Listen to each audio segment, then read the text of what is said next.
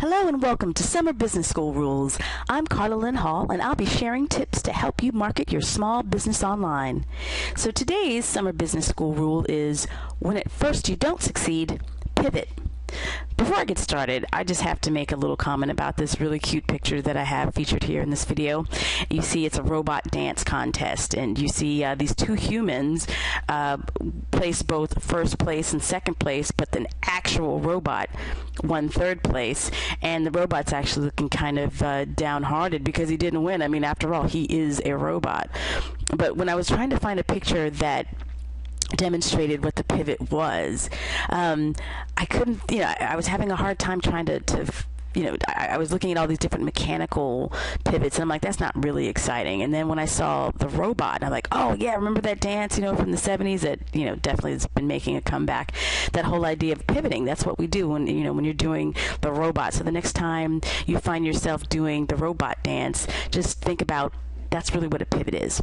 So back to the whole idea of pivoting. As I said before, when at first you don't succeed, pivot. And this is basically about having to change direction if you need. So while creating Summer Business School as an online marketing course for small businesses, I got caught up in the excitement of creating a product launch website, just like those big internet marketing gurus. However, I lacked the technological skill and the resources to launch in time for summer. So in the meantime, I marketed Summer Business School in person at different live networking events, and I quickly became part of the tribe of small businesses and startup companies that are based in New York City. So while I couldn't get my online act together quickly enough, my new friends did want Summer Business School lessons, but not necessarily online. So in order to salvage my summer business, I had to switch things up. One of the terms that were being thrown around a lot in New York City's startup community is pivot, P-I-V-O-T. In other words, when your original business idea isn't working, you do something different. Pivoting doesn't mean that you abandon your idea or even your vision, although it may mean changing your business model. And that's okay, because sometimes we approach our business with such blinders that we can't always see how our idea could be changed or even improved. But it's always good to get perspective. Often, that means listening to our customers and our mentors. That especially means listening to the objections that we receive. Now, I'm not saying that every objection that's raised is relevant, but it's important to pay attention because there might be a nugget of wisdom that might be hiding behind it that you can use. So if you're thinking about pivoting your business, here are 3 methods to consider. Number 1, pivot your target market. Now, perhaps your original market was unable to afford your rates. You may need to better define your target market. After getting involved in the New York City startup community, I learned that they, much more than the small business owners, were early adopters who were interested in using social media. The small business owners I met were more hesitant and wanted more hand-holding.